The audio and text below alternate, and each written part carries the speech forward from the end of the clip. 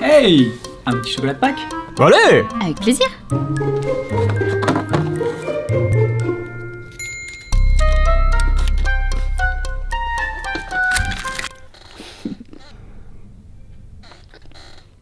Ça va, j'ai pas le Covid.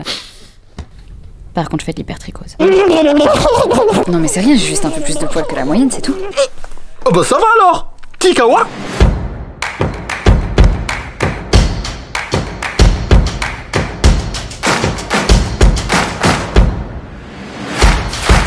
Bonjour à toutes et à tous, bienvenue dans ce 12e épisode du JTDC. J'espère qu'on va vous faire kiffer encore une fois avec ce format.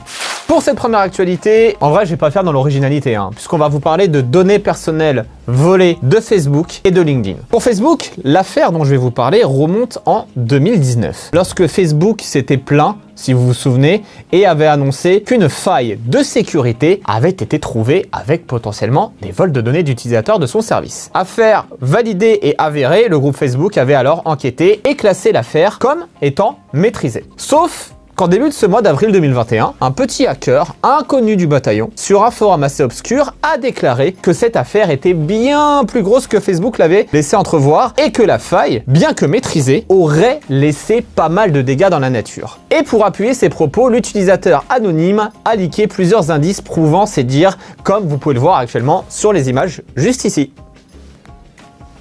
Ces données concernent, tenez-vous bien, plus de 553 millions d'utilisateurs. Oh mon Dieu!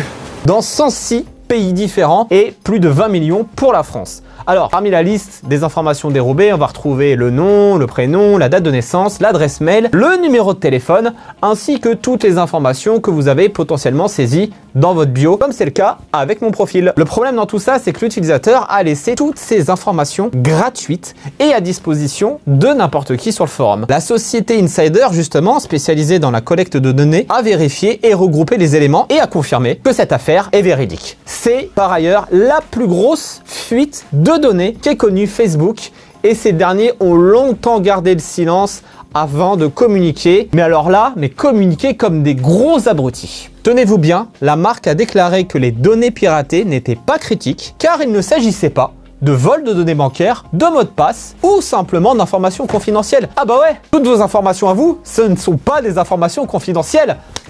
Bravo Facebook! Ah, et info qui vient de tomber, en plus de Facebook, il y a LinkedIn également, qui a vu les données de 500 millions d'utilisateurs vendus aux enchères sur un forum de hackers. Cette fois-ci, le but était de réaliser du chiffre d'affaires en mettant en place une vente aux enchères sur un forum du dark web. Si vous voulez savoir à quel point vos données ont été récupérées sur Internet, je vous recommande le site HaveIBeenPwned.com. Ouais, c'est bon, me foutez pas de ma gueule. C'est quoi toi là? Vas-y, dis-le pour voir. I've been pwned. Non mais c'est bon aussi, toi t'es américaine, ça compte pas là. Oh, passons à autre chose. Site très simple, vous saisissez votre adresse mail et voilà, vous êtes au courant de toutes les attaques regroupées, connues, dont vous êtes victime. Alors, c'est cool, mais c'est uniquement à titre informatif. Comme ça, vous êtes au courant de quel site est fiable ou non. Bref, pour conclure sur cette news, nous ne sommes définitivement plus à l'abri du vol de données personnelles. Même quand il s'agit de données protégées par un GAFA ou un gros groupe, alors méfiance. Bref, next news. Alors, pour cette deuxième news, on va enfin s'attaquer purement à un de mes domaines de prédilection. Oh les meufs! Alors non, enfin, on va parler de jeux vidéo.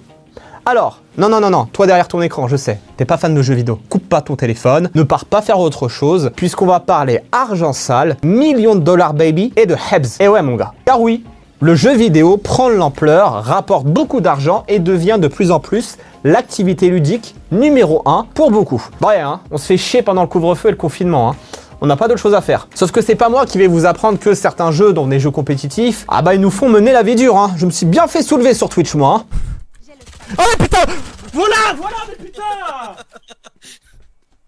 Pour faire face à ça, certains joueurs s'orientent vers des logiciels de triche. Ça peut aller du simple fait d'améliorer le recul de votre arme pour mieux viser, à voir les ennemis à travers les murs, jusqu'à simplement tirer et cibler vos ennemis à votre place. Du coup, il existe en réalité un business sombre et totalement illégal d'entreprises proposant des services de triche, allouant une moyenne de 10 $ par jour d'abonnement mensuel à leur programme de triche haut de gamme avec service après-vente, assurance et garantie de remboursement en cas de problème. S'il vous plaît, le client est roi même quand on triche.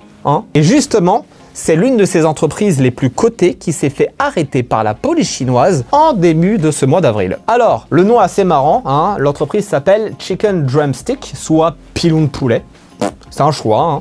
L'entreprise localisée à Shanghai sévissait déjà depuis plusieurs années sur différents jeux plébiscités par le marché chinois, Overwatch, Fortnite, PUBG ou encore Call of Duty mobile. Le réseau de triche a été finalement démantelé et c'est près de 46 millions de dollars de biens qui ont été saisis, dont notamment, comme vous le voyez, des véhicules de luxe alignés dans un garage flambant neuf à la GTA et énormément de cash. En veux-tu, en voilà. L'entreprise était composée de 10 personnes et tous ces acteurs de cette entreprise risquent jusqu'à plusieurs centaines de milliers d'euros d'amende, en plus du remboursement de l'argent gagné et 5 années de prison ferme. Et ouais, on déconne zéro en Chine, mon gars. Bref, passons à l'actualité de l'école. Déjà, on tenait à vous remercier pour votre implication pour le This is Talent. Vous êtes nombreux et nombreux à avoir participé et certains de vos talents, qui sont incroyables. On va d'ailleurs prochainement organiser un live Twitch avec un jury façon la France a un incroyable talent. Alors restez connectés, on peaufine 2-3 petits éléments et on communique tout ça pour passer un très bon moment en live sur Twitch. Toujours sur Twitch, on va également prochainement vous présenter les nouveautés des filières des deuxième années de master. Projets, programmes, formateurs, personnalités qui vont venir vous donner cours. Les parcours chez Digital College n'auront plus de secret pour vous, tout simplement. Et enfin, ça y est, on peut vous l'annoncer, la publicité Digital College est prête et on vous présentera également cette dernière en live. On a mis les moyens, on vous présentera ce qu'on est capable de faire. Spoiler alerte, vous n'êtes pas prêts.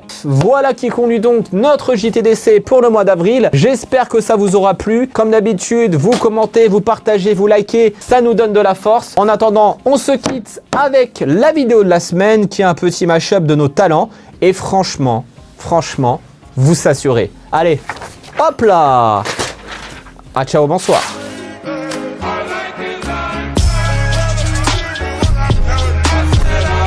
Saying a white 3 on my body, I'm an icon, man. And my girl about